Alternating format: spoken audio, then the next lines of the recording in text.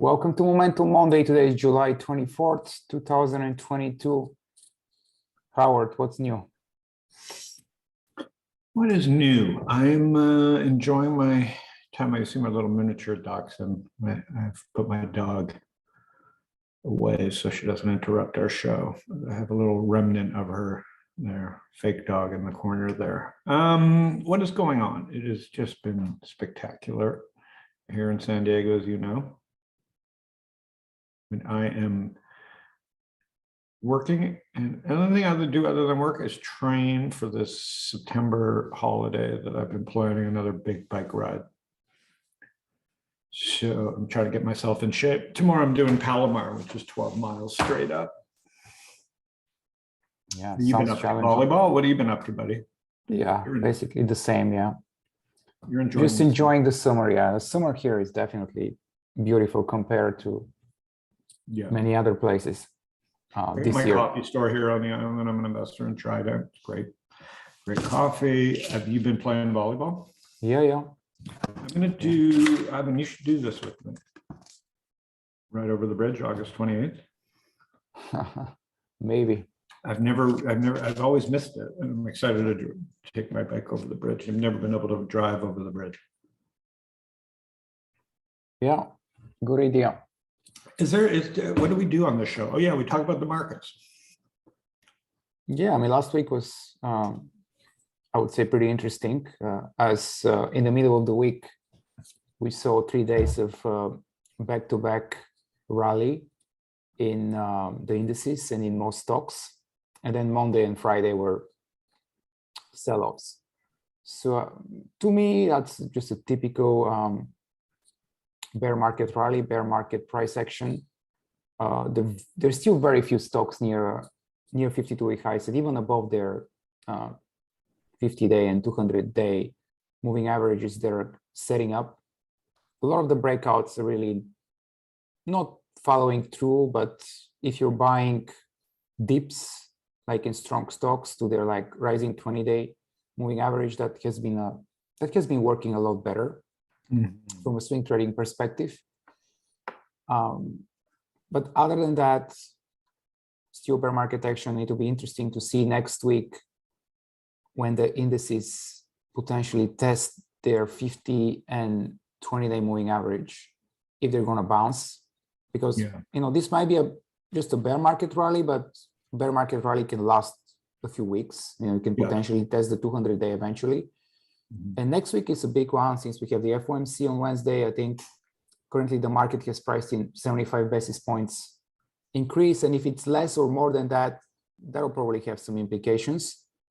It will be a surprise, I think, if it's less or more than 75. And then you have all the big tech companies report earnings, Apple, Amazon, Google, Microsoft, all the big ones. Microsoft, Visa, Chipotle, Boeing, Exxon. I mean, there are a lot of big Shopify, Qualcomm, a lot of big companies, and Roku, Amazon. So this is the week. I'm gonna just watch this week. I tell you what, I am super bearish. I'm too bearish to be involved in the market. And again, I'm like optimistic, so I'm not bearish, but I mean, I don't see it other than the sentiment. I'm looking at two things out of it. I'm like, shit, like if I want to own Apple at this point, I'll just buy Berkshire Hathaway because he's going to buy the dips. But like, what's the valuation? Let's go out on a monthly here on Apple. Apple is 2.5. Yeah. So let's look at Apple, right? Like it's not even a blip compared to the bear market. Like if we pull up the QQQ versus Apple, you can see like we've got a real problem here in the country in that everybody, and by everybody I mean indexes and Warren Buffett, are hiding out in Apple. So you have this incredible dichotomy. If we go back and look at Apple now, so I can't figure out this market because you know me, I've loved Apple forever, and now I'm kind of becoming a hater. Because it's boring. I don't want to own a $3 trillion. There's no alpha in owning Apple. There's just market beta. at this point, right? Global market beta, right? Like if China does something crazy or the president here does something crazy, or supply chain gets screwed up or they miss an iPhone number, we're all going down. Right? They're the last man standing. Look at Google even rolling over here because of ads, right? Yeah. So I look at Apple and I'm like, who's it helping at this point? Like, I get it. Like, we love Apple, great products, but like, if we look at Snapchat, let's pull up Snap. Their business is killed because of the changes. Look where it was before Apple changed the privacy. And I say privacy because like all we're doing is passing potential hatred of Facebook to Apple with our data. They're not like, it's not any more secure than any other product. They just have trust. And we look at Facebook, see what they've done since Apple changed, back there in 2021. And then we go look at Twitter, which is only being held up by Elon's bid. So that stock would be in the 20s without Elon's bid. So you look at all the ad-based platforms, and as much as we hated them, we were left with Apple. And that's fine from a consumer standpoint, but like from an innovation standpoint, not good. And that's why we're so delayed in Web3, because Apple and Google don't have to get involved until there's a major reason to get involved. Like to get involved for 100 million wallets or even, is not worth their time. So everything's being delayed because of it. And we may not like Snap and we may not like Facebook, but like we're just passing off our potential hatred. We're kicking the data can down the road with Apple. Then I look at TikTok, which we can't really pull up here. But between TikTok and Apple, we basically have a monopoly on kids, on the pipeline of your smartphone and on your attention. And, I'm not worried about the Netflix of the world because TikTok's actually an innovation in people's attention, meaning like, Netflix has got to solve that on their own. It's not just about the social media. If kids are used to watching 30-second clips, Netflix is going to suffer whether Apple is great or not. So Apple's Netflix a big boy, and Spotify same thing. As much as I love Spotify and kind of hate Apple as it relates to Spotify because they're not getting a fair shake, having to go through Apple's pipes. Spotify will figure this out. But I really worry about the innovation because if you just look at what Apple's done compared to the rest of the software industry, it's a disaster. And this has more to do with Apple's, stranglehold over tech. So in a world where Warren Buffett kind of sees this ahead of everybody else, and it's just basically that's his proxy for tech. And I said that years ago, like you might as well just own Google. It's kind of like an ETF for tech, but it's more an ETF for software than it is for hardware. So if you own Google and Apple, you basically have a global tech ETF, and that's what Warren Buffett has done. So from my standpoint, that's tough because that just brings down valuations, and that could be, I don't see what turns that around.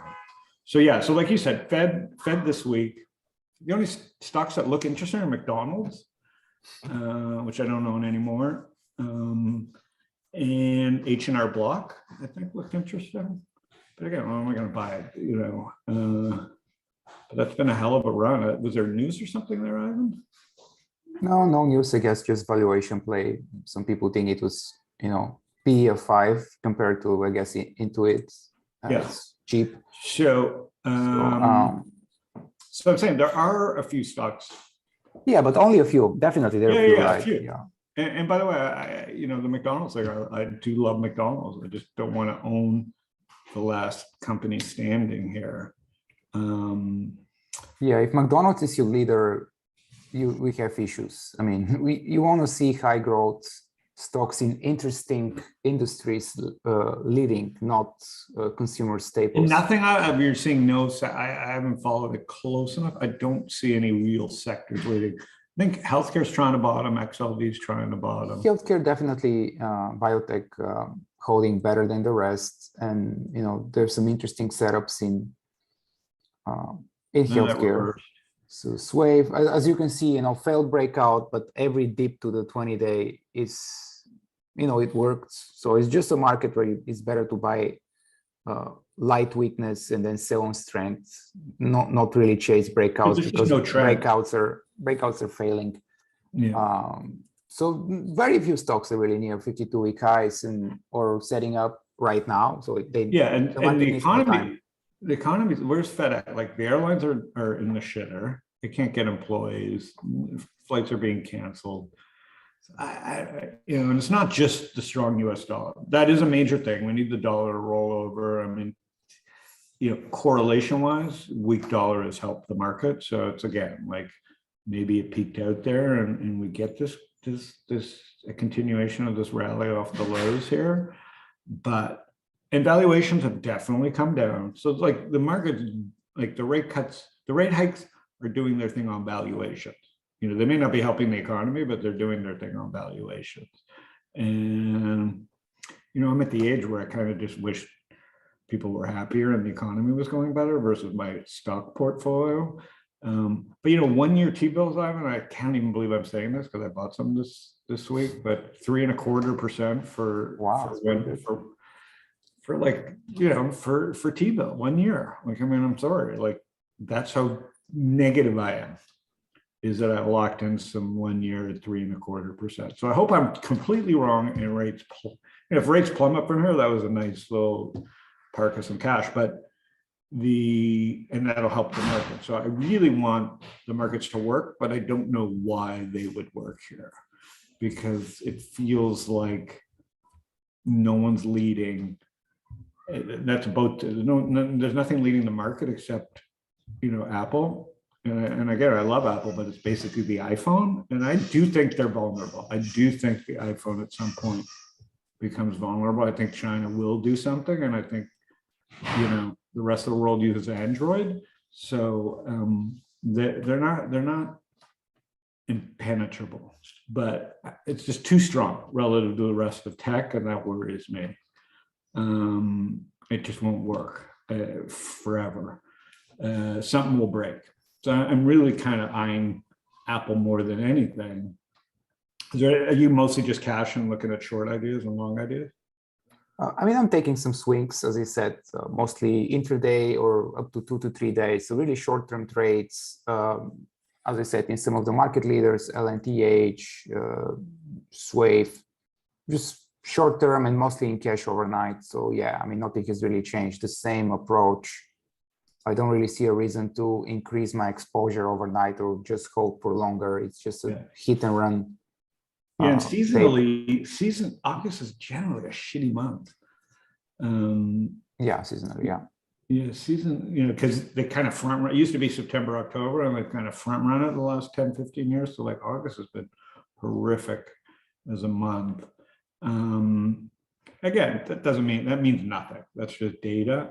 No. But the mood does drive a lot of this, and it just feels heavy. Like it just feels like the slightest thing will just take us back to the low. And Google really makes me.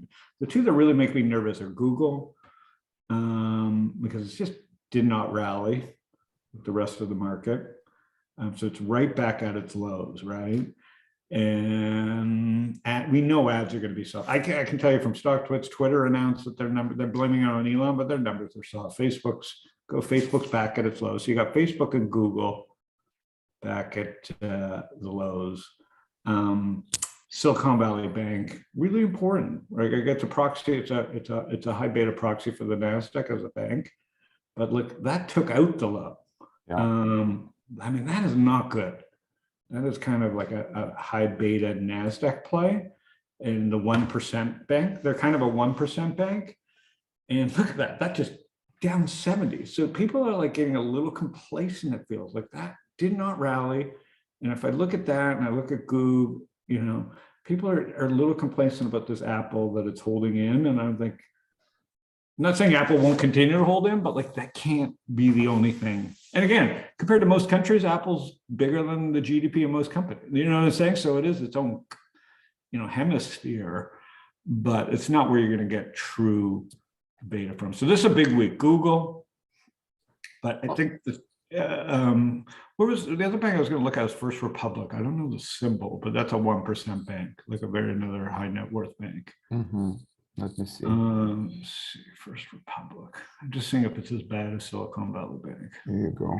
It's not as much exposed. Oh, it's looking better, especially the a past little month. better, but you understand Silicon Valley Bank was starting to perk up and then whoosh, Oh yeah, definitely a got wipeout. those slash. Yeah. So again, I just, you got these downward sloping 200-day moving averages looming, Yeah.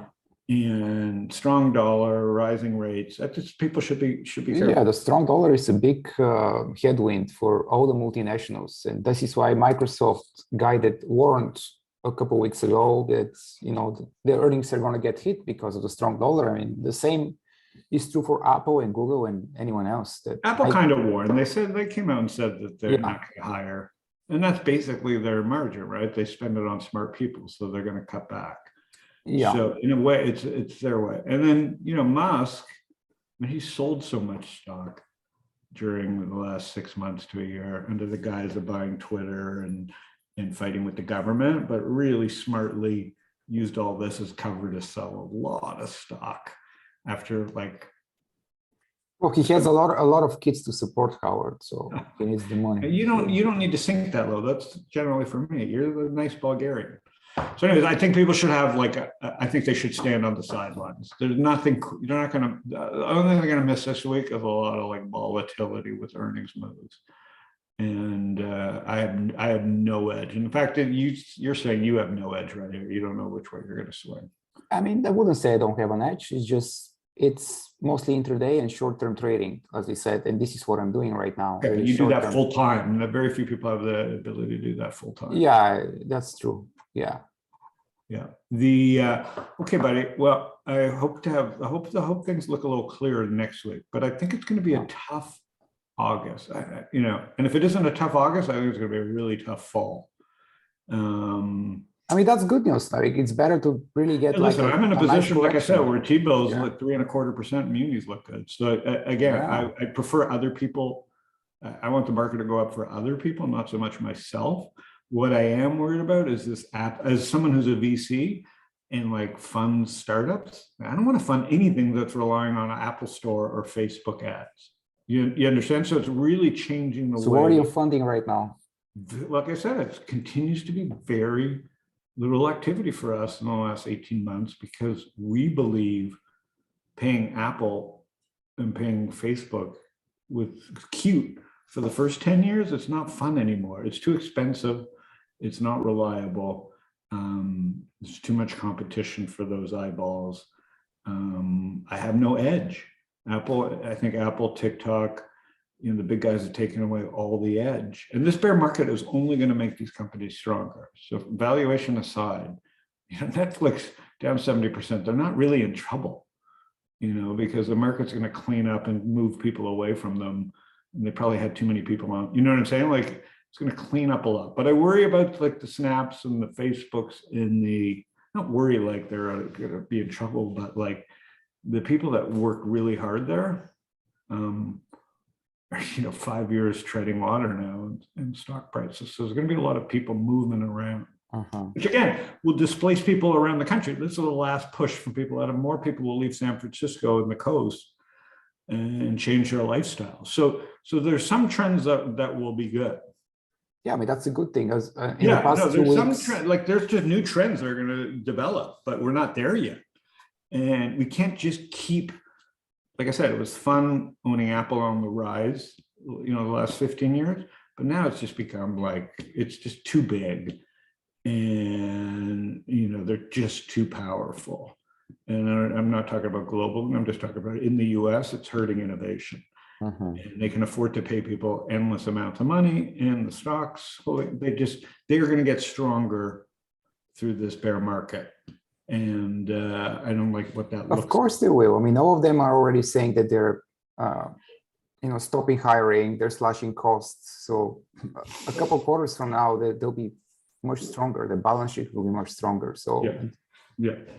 So again, I'm just watching for something to change. And you and I talk about this every week, but it's now been almost a year where I just can't really find, trends that yes, I miss the energy trend, but again, I also, it was 10 years of nothing before that move. So, There'll be new trends eventually. Yeah. So yeah, I just Just need don't to be have a patient. sense of what it is. Like the number one trend that hasn't, that's really held the most is that people are working from home. So traffic is lighter on the freeways. I've noticed it in San Diego. It's still heavy, but it's much lighter than pre-COVID. yeah. So, and then I look at WeWork and that's, you know, a tell, but it can't, it's, I think the simplest way, but like it's still a broken company. But people are, you know, commercial real estate is changing. So, but I don't see the other big trends that are coming from that yet. Anyways, have a great week, everybody. Ivan, have a great week. All right, you too, Howard. See you next week. See everybody.